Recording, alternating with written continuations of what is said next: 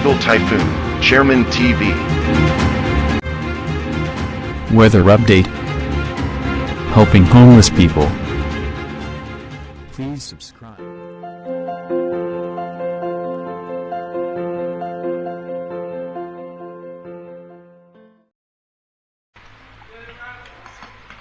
Magandang gabi po, ito po ang latest update natin ngayong araw para nga po dito sa minomonitor natin na ngayon nga po ay mas lumakas pa na si Super Typhoon Karina. Tinataglay nga po nito yung lakas sa 185 km per hour malapit sa gitna at may pagbugso na nga po yan na aabot ng 230 km per hour. Kumikilos nga po ito pa north-westward sa bilis na 20 km per hour. At ito nga po ay dalawa yung kanyang possible scenario, no? Posible nga itong maglandfall dito nga sa vicinity ng Xiulin, Taiwan, or dito nga po, no, sa may parte ng Yilan City, sa vicinity nga po ng Yilan City sa Taiwan. Kaya iba yung pag-iingat nga po sa ating mga kababayan na nasa Taiwan dahil malakas nga po itong si Super Typhoon Karina. At pagdaan nga po niyan sa kalupaan ng Taiwan, ito nga po ay posibleng humina. At yung kanyang paghatak naman sa habagat ay patuloy nga pong makakaapekto sa ating bansa. Kung mapapansin nyo nga po sa ating monitor, no, halos sakop pa rin po niya ng halos buong Luzon. Asahan pa rin natin, may tsansa pa rin ng mga pagulan sa Batanes, northern portion ng Cagayan including Babuyan Islands and northern portion ng Ilocos Norte. Asahan din natin may tsansa pa ng mga pulupulong pagulan, mahina at katamtamang pagulan na minsan may pabugso-bugso ng pagulan sa Metro Manila, Abra, Benguet, Zambales, Bataan, Tarlac, Pampanga, Bulacan, Rizal, Occidental Mindoro at natitirang bahagi ng Ilocos Region. Yung natitirang bahagi naman ng Cordillera, Nueva Ecija at natitirang bahagi ng Calabarzon, asahan naman natin yung occasional rain.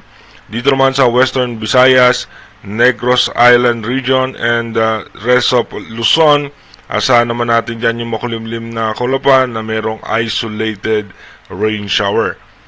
Dito naman po sa nilabas ng European Center, kung mapapansin nga natin, ito nga po ay anumang oras mamaya, posible nga po yan alas 12 ng madaling araw or alas 10 ng gabi magkaroon na nga po ng interaction yan or landfall sa may parte nga po ng Taiwan at ihina nga po yan bago po yan tumama muli sa may parte naman ng China. At pagdating naman po, no, ng ating bagong Pag-asa DOST na forecast track ay halos hindi naman po nagkakalayo ang kanilang prediction. Dito naman po sa ating rain map animation na inilabas din ng European Center, saan nga po natin bukas nga po. Hanggang bukas may mga tsansa pa rin po tayo ng mga pag-ulan, lalong-lalo na nga po ang western section ng Northern Luzon. Meron pa rin po mga kalakalang pag-ulan dito nga po sa may parte ng Metro Manila, Mindoro Provinces. Kasama pa rin po dyan ang northern portion ng Palawan at asahan pa rin po natin hanggang sa may parte ng Bicol Region. Pagdating ng hapon ay may tsansa ng pag-ulan. Dito naman po sa parte ng Visayas, Palawan at Mindanao, asahan nga po natin bukas ay magiging maayos at maganda na lagay ng panahon. May tsansa na lamang tayo ng mga isolated rain shower. Wala naman tayong inaasahan na posibleng malalakas na pag-ulan bukas sa ilang bahagi ng Visayas, Palawan at ng Mindanao. Dumako na nga po tayo sa ating advanced weather forecast. Dito po sa ating advanced weather forecast, bukas nga po ay July 25, asahan nga po natin na makakaranas pa rin nga ng mga pag-ulan ng ilang bahagi ng bansa. By July 26, meron nga tayong panibagong low pressure area na minomonitor sa labas ng Philippine Area of Responsibility. Pagdating naman po ng July 27, bumaba nga po yung mga tsansa ng pagulan sa ating bansa, pero pagdating po ng hapon, asahan natin meron pa rin po tayong mga posibilidad na tsansa ng mga biglaang pagbuhos ng pagulan dahil pa rin po yan sa habagat. Pagdating naman po ng July 28, yung low pressure area nga po ay nakapasok na ng Philippine Area of Responsibility at ito nga po ay nasa eastern section ng Catanduanes. Sa ngayon nga po ay mababa pa naman ang tsansa nito na maging isang ganap na bagyo.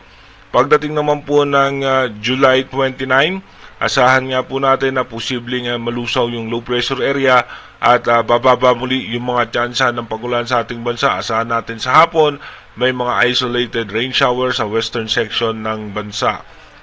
Pagdating naman po ng July 30, asahan natin muli tayo magkakaroon ng mga pagulan sa western section ng ating bansa dahil sa muling paglakas ng habagat. By July 31 naman po, mataas pa rin ang tsansa muli ng mga pagulan sa western section ng Northern Luzon at may mga tsansa rin nga po ng pagulan sa may parte naman po yan ng Mindanao dahil nga po magkakaroon tayo ng posibilidad ng ITCZ o yung Intertropical Convergence Zone. Pagdating naman po ng August 1, asahan natin magiging maulan ng unang araw ng August 1 at pagdating naman po ng August 2, dito po meron naman mga kumpulan ng kaulapan sa eastern section ng ating bansa at habang yung habagat ay nagpapaulan pa rin po yan sa may western section ng Northern Luzon. Pagdating naman po ng August 3 ng umaga, alas 8 ng umaga, meron na naman po tayong panibagong low pressure area na imomonitor sa eastern section naman po yan ng Bicol region. Again, inuulit nga po natin na yung ating advanced weather forecast is possible scenario pa lamang po yan. Malaki pa rin po ang tsansa na magbago yan. Kaya manatili tayong tumutok sa ating advanced weather forecast para malaman natin kung ano pa nga ba yung mga posibleng sama ng panahon na makakaapekto sa ating bansa. At iba yung pag-iingat pa rin nga po sa ating mga kababayan dahil nga po sa habagat na pinapalakas pa rin ni Super Typhoon Karina ay patuloy pa rin po tayo magdudulot ng mga pagbaha at pagguho ng lupa. Mag-iingat po tayo palagi. God bless po.